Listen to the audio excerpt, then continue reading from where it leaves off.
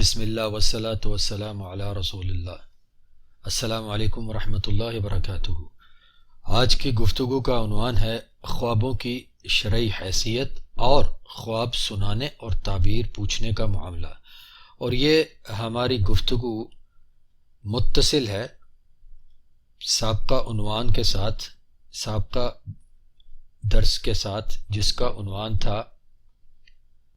رسول اللہ صلی اللہ علیہ وعلی آلہ وسلم کو خواب میں دیکھنا کیسے جانچا جا سکتا ہے۔ اس گفتگو کے آغاز میں اور پھر اس گفتگو کے آخر میں نے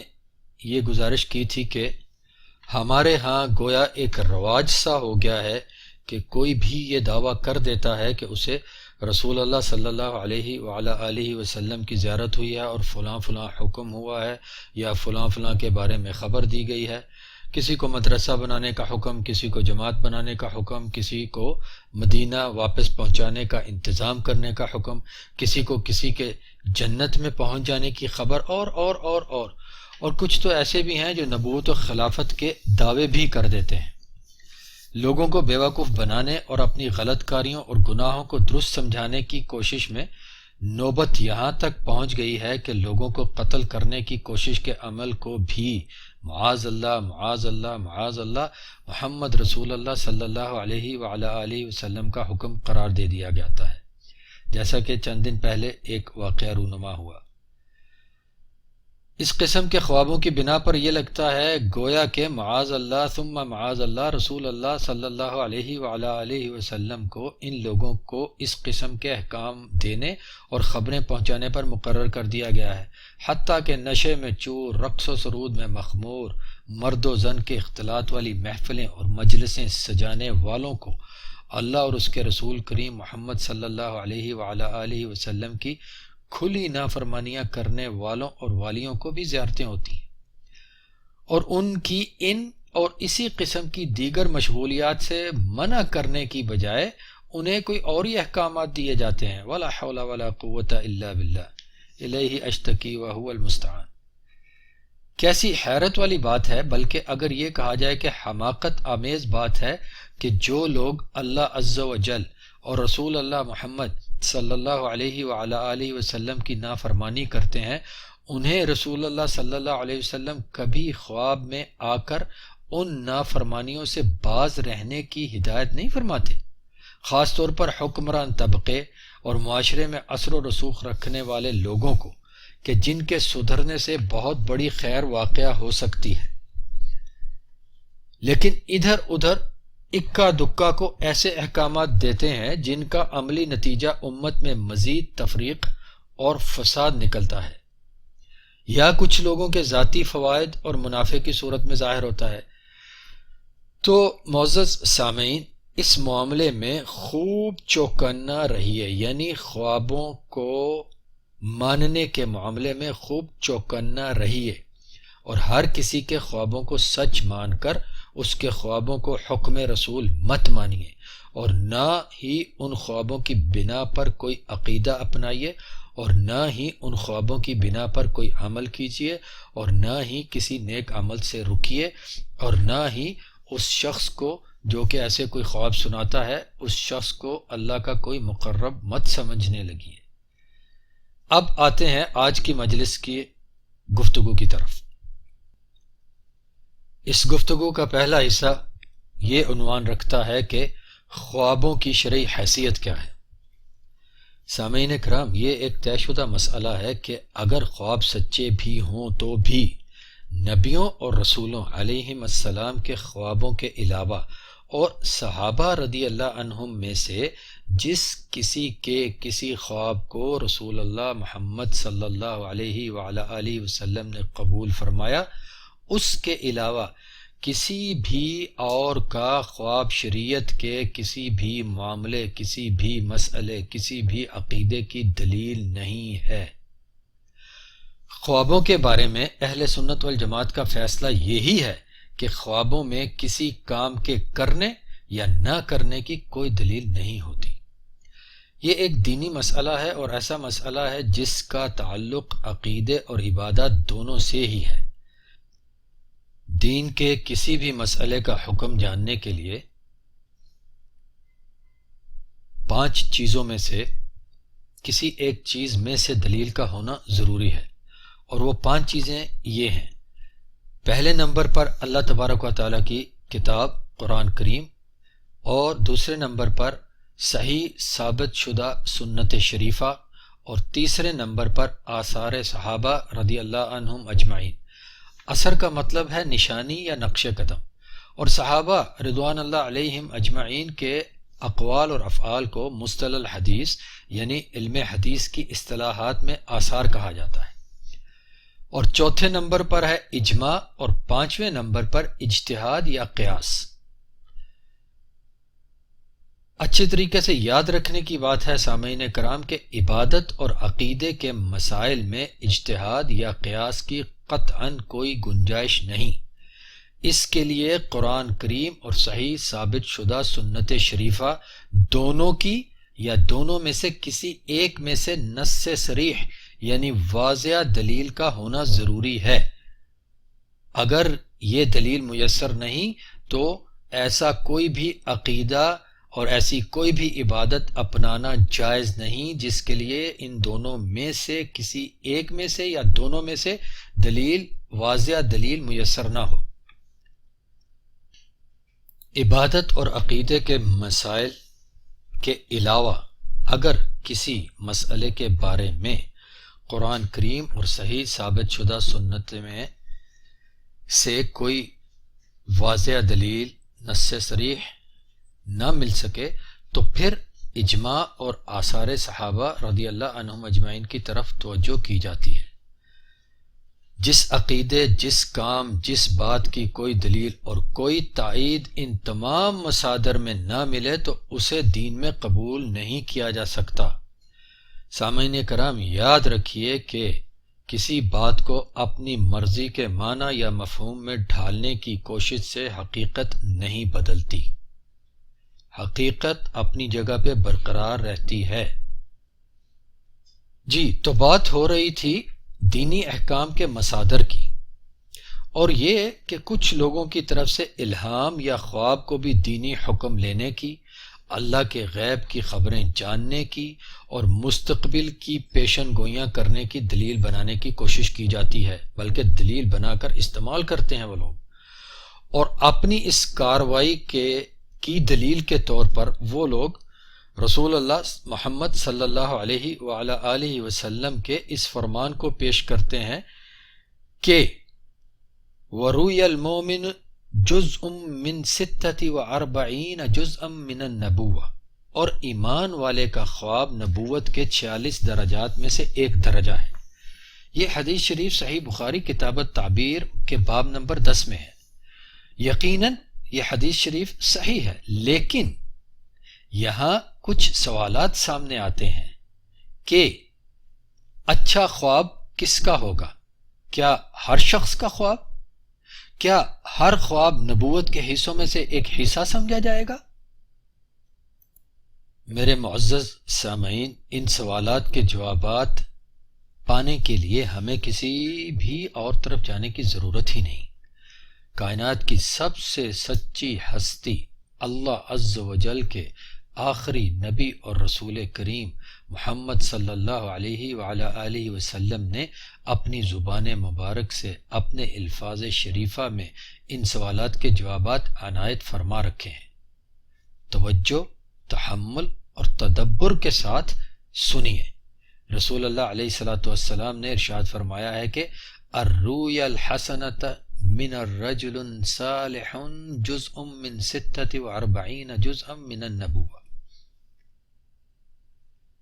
کسی ایمان والے کا خواب نبوت کے 46 حصوں میں سے ایک حصہ ہے۔ یہ بھی اسی صحیح بخاری میں ہے، اسی کتاب التعبیر میں ہے اور باب نمبر 2 میں ہے۔ اور صحیح مسلم میں یہ حدیث شریف اس طرح بیان ہوئی ہے کہ روی المومن جزء من 46 جزءا من النبوة، کسی ایمان والے کا خواب نبوت کے 46 حصوں میں سے ایک حصہ ہے۔ ان دونوں احادیث مبارکہ میں ہمارے ابھی کیے گئے سوالات کے جوابات ہیں، اور وہ یہ کہ نہ تو ہر کسی کا خواب مانے جانے کے قابل ہوتا ہے اور نہ ہی ہر خواب مانے جانے کے قابل ہوتا ہے، بلکہ صرف پرہیزگار ایمان والے کا اچھا خواب، نہ کہ کسی کافر، مشرک، بدعتی یا بدکار مسلمان وغیرہ کا، خواہ اس کے خواب فی الواقع سچے ہی کیوں نہ ہو جاتے ہوں۔ جب وہ کوئی خواب سنائے تو ہم اس کے خواب کو سچا، ایسے شخص کے خواب کو سچا نہیں مان سکتے جس شخص میں یہ صفات نہ ہوں جو کہ نبی علیہ الصلوۃ والسلام نے فرمائی ہیں، اور جس خواب میں یہ صفت نہ ہو جو کہ نبی علیہ الصلوۃ والسلام نے ان حدیث میں بتائی ہیں، یعنی خواب اچھا اور صالح خواب ہو اور دیکھنے والا ایک واقع ہی مومن شخص ہو۔ امام ابن حجر العسقلانی رحمہ اللہ نے اپنی صحیح بخاری کی شرح فتح الباری میں اس حدیث شریف کی شرح میں امام القرطبی رحمہ اللہ کا یہ قول نقل کیا ہے کہ سچا متقی یعنی تقوی والا پرہیزگار مسلمان ہی وہ شخص ہے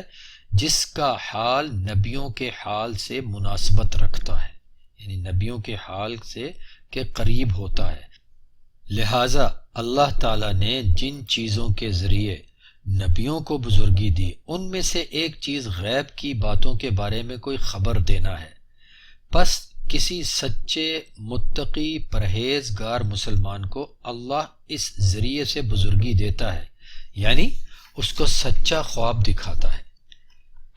لیکن کافر یا بدکار مسلمان جس کا حال دونوں طرف ملا جلا ہو، یعنی کہ کچھ اچھائی بھی اور کچھ برائی بھی، کچھ نیکی بھی کرتا ہو کچھ بدی بھی، تو ایسا شخص ہرگز اس بزرگی کو نہیں پا سکتا۔ اگر کسی وقت کسی ایسے شخص کو سچا خواب نظر بھی آئے تو اس کا معاملہ ایسا ہی ہے جیسا کہ کوئی انتہائی جھوٹا آدمی بھی کبھی سچ بول ہی دیتا ہے، اور نہ ہی یہ بات درست ہے کہ ہر وہ شخص جو غیب کی کوئی بات بتاتا ہے اس کی بات نبوت کے حصوں میں سے ایک حصہ ہے، جیسا کہ جادوگر اور نجومی وغیرہ باتیں کرتے ہیں۔ سامعین کرام، یہ شرح امام القرطبی رحمہ اللہ کی ہے جسے امام ابن حجر العسقلانی نے اپنی صحیح بخاری کی شرح فتح الباری میں انہی احادیث شریفہ کی شرح کے طور پہ بیان فرمایا ہے، یہ میری اپنی کہی ہوئی باتیں نہیں ہیں۔ لہٰذا سامعین کرام، ایک دفعہ پھر کچھ دیر پہلے کی گئی گزارش کو دوبارہ دہراتا ہوں کہ اس معاملے میں یعنی خوابوں کو ماننے کے معاملے میں خوب چوکنا رہیے اور ہر کسی کے خوابوں کو سچ مان کر اس کے خوابوں کو حکم رسول مت مانیے، اور نہ ہی ان خوابوں کی بنا پر کوئی عقیدہ اپنائیے، نہ ہی کوئی عمل کیجیے، اور نہ ہی کسی نیک عمل سے رکیے، اور نہ ہی ایسے خواب سنانے والے کسی شخص کو اللہ کا کوئی مقرب سمجھنے لگیے۔ اب آتے ہیں دوسرے معاملے کی طرف، اور وہ معاملہ ہے خواب سنانے اور تعبیر پوچھنے کا معاملہ۔ میرے محترم سامعین، ان سب معاملات کے ساتھ جو ابھی ذکر کیے گئے ہیں یہ بھی یاد رکھیے کہ جب کوئی خواب دیکھیے تو اللہ تبارک و تعالیٰ سے خیر کا سوال کیجیے اور شر سے محفوظ رکھنے کا سوال کیجیے، اور کوشش کیجیے کہ اپنا خواب کسی کو بھی مت سنائیے۔ اور ایسا اس لیے کہ خواب سننے والے کے منہ سے جو بات نکلے گی وہی اس خواب کی تعبیر بن جائے گی۔ یہ میری بات نہیں بلکہ اللہ تعالیٰ کے آخری نبی اور رسول کریم محمد صلی اللہ علیہ وعلیٰ آلہ وسلم کی دی ہوئی خبر ہے۔ جی ہاں، سنیے۔ ابی رزین العقیلی رضی اللہ عنہ سے روایت ہے کہ رسول اللہ صلی اللہ علیہ وسلم نے ارشاد فرمایا کہ الرؤیا علی الرجل طائر ما لم تعبر فاذا عبرت وقعت۔ جب تک خواب کی تعبیر بیان نہ کی جائے،